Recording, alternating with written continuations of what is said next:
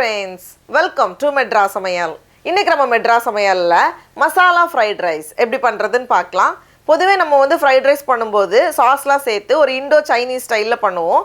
ஆனா இன்னைக்கு வந்து நம்ம முழுக்க நம்மளோட மசாலா வச்சு அப்படியே கொஞ்சம் அந்த ஸ்ட்ரீட் ஸ்டைல்ல எல்லாம் சாப்பிடுற மாதிரி ரொம்ப நல்லா டேஸ்டா பண்ண போறோம். இப்போ இது பண்றதுக்கு ஃபர்ஸ்ட் வந்து நம்ம சிக்கனை மேரினேட் பண்ணனும்.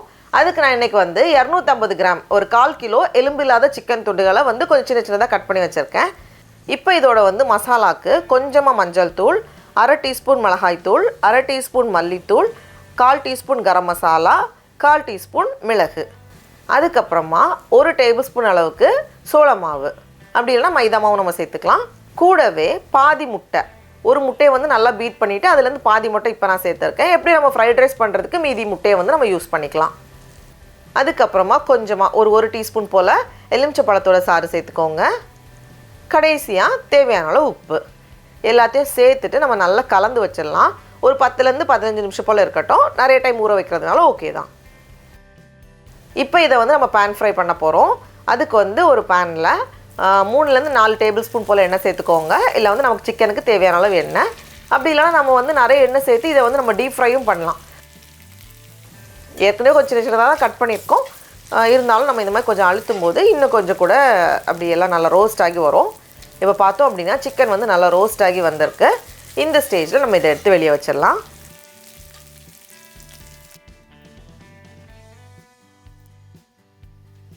மீதி வந்து நமக்கு நிறைய எண்ணெய் மீதி இருக்குது. ஒருவேளை எண்ணெய் மீதி இல்லைன்னா கொஞ்சமாக எண்ணெய் சேர்த்துக்கோங்க. அதுக்கப்புறமா நம்ம வந்து 2 முட்டை ப்ளஸ் வந்து நம்ம ஃபஸ்ட்டு மேரினேட் பண்ணுறதுக்கு பாதி முட்டை மீதி வச்சிடணும். இதை வந்து உள்ளே சேர்த்துடலாம்.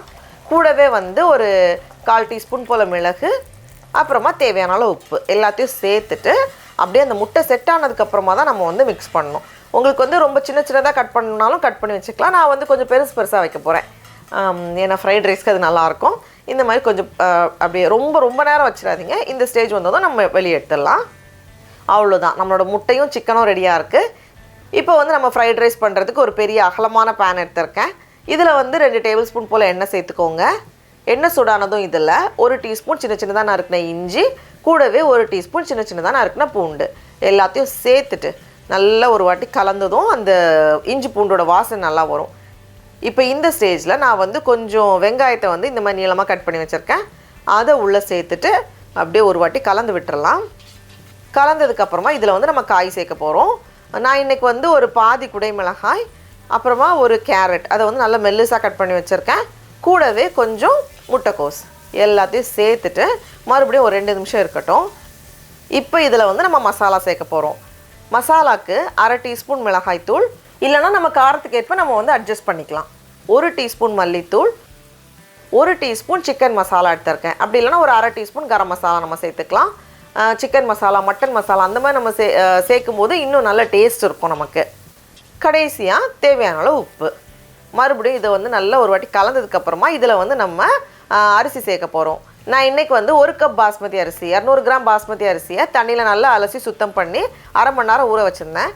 அதுக்கப்புறமா தண்ணி நல்லா கொதிச்சு வந்ததுக்கப்புறமா அந்த தண்ணியில் வந்து உப்பு, அப்புறமா கொஞ்சம் எண்ணெய், நம்ம ஊற வச்சுருந்த அரிசியும் உள்ளே சேர்த்துட்டு அது வந்து கொஞ்சம் வெந்து வந்ததும் நம்ம வந்து வடிகட்டி வச்சிடணும். ஃபஸ்ட்டே வந்து நம்ம சாதத்தை ரெடி பண்ணி வச்சிடணும். ஏன்னா அப்போ தான் வந்து நம்ம வடிச்சிட்டு உள்ளே சேர்த்தோம் அப்படின்னா அந்த தண்ணி இருக்கும், ஈரப்பதம் இருந்துச்சுன்னா ஃப்ரைட் ரைஸ் வந்து ஒழுங்காக ரோஸ்ட் ஆகி வராது. அதனால நமக்கு வந்து உதிரியாக ஒன்று ஒட்டாமல் உதிரியாக தான் இருக்கணும். அப்போ தான் வந்து நமக்கு அந்த ஃப்ரைட் ரைஸ் வந்து நல்லாயிருக்கும். பாருங்கள், இந்த மாதிரி நமக்கு இப்போவே வந்து நல்லா உதிரியாக தான் இருக்குது. இப்போ இந்த ஸ்டேஜில் நம்ம வந்து ரெடியாக வச்சுருக்கக்கூடிய முட்டையும் சிக்கனும் ஃப்ரை பண்ணி வச்சுருந்தோம்ல, அதையும் உள்ளே சேர்த்துட்டு நம்ம வந்து நல்லா கலந்துட்டோன்னா போதும். அதுக்கப்புறமா நம்ம எல்லாத்துலேயும் உப்பு சேர்த்துருந்தோம். இருந்தாலும் அப்படி எல்லாத்துக்கும் பொதுவாக கொஞ்சம் உப்பு, ஒரு 1/2 டீஸ்பூன் போல் மிளகு, இல்லை வந்து காரத்துக்கு ஏற்ப மிளகு நம்ம சேர்த்துக்கலாம். கூடவே 1 டேபிள் ஸ்பூன் எண்ணெய் சேர்த்துக்கோங்க. எண்ணெய் சேர்க்கும் போது வந்து நமக்கு நல்லா ரோஸ்ட் ஆகி வரும். அதே மாதிரி ஃப்ரைட் ரைஸ் சாப்பிடும்போது கையில் ஒட்டாமல் இருக்கணும். அதுக்காக தான் வந்து நம்ம லாஸ்ட்டாக கொஞ்சம் எண்ணெய் சேர்த்துருக்கோம். அந்த எண்ணெய் வேண்டாம்னா நம்ம வந்து அதை ஸ்கிப் பண்ணிக்கலாம். பட் அந்த எண்ணெய் சேர்த்து நம்ம ரோஸ்ட் பண்ணி எடுக்கும்போது சூப்பராக இருக்கும். ஃப்ரைட் ரைஸ்க்கு வந்து எப்போவுமே அந்த பேன் வந்து நல்லா சூடாகணும். அப்படியே நல்லா ஹை ஹீட்டில் வச்சுட்டு தான் நம்ம வந்து கடைசி அதை மிக்ஸ் பண்ணணும். அந்த மாதிரி டாஸ் பண்ணும்போது அந்த ஓரங்கள்லாம் வந்து அந்த ரைஸ் வந்து அப்படியே நல்லா ஃப்ரை ஆகி வரணும். அப்போ தான் நல்லாயிருக்கும். எல்லாத்தையும் சேர்த்துட்டு டக்குன்னு நம்ம ஆஃப் பண்ணிட்டோம் அப்படின்னா சாஃப்டாக இருந்துச்சுன்னா நல்லா இருக்காது. அதனால இந்த மாதிரி நல்லா ரோஸ்ட் ஆகி வரணும். இந்த மாதிரி நல்லா ரோஸ்ட் ஆகி வந்ததும் நம்ம ஸ்டவ் ஆஃப் பண்ணிவிட்டு இதில் வந்து கொஞ்சம் நறுக்குனா மல்லி இலை, அப்படி இல்லைனா ஸ்ப்ரிங் ஆனியன். நம்ம வந்து நம்ம மசாலா ஸ்டைலில் பண்ணுறதுனால நான் வந்து மல்லி இலை எடுத்திருக்கேன்.